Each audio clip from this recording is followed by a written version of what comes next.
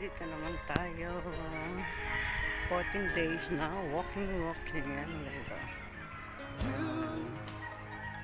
Habang mamaya na ipasyon ko na. Ayan na siya. May ipasyon kami dyan mamaya.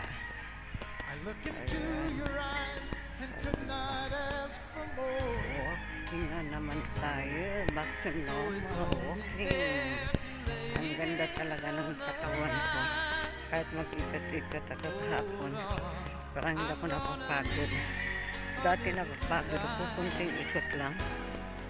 Ngayon, okay na siya. Yeah. Saka yung dislocation na tubod. Okay na siya. Although, minsan may time na biglang titiklop. Okay na rin yan.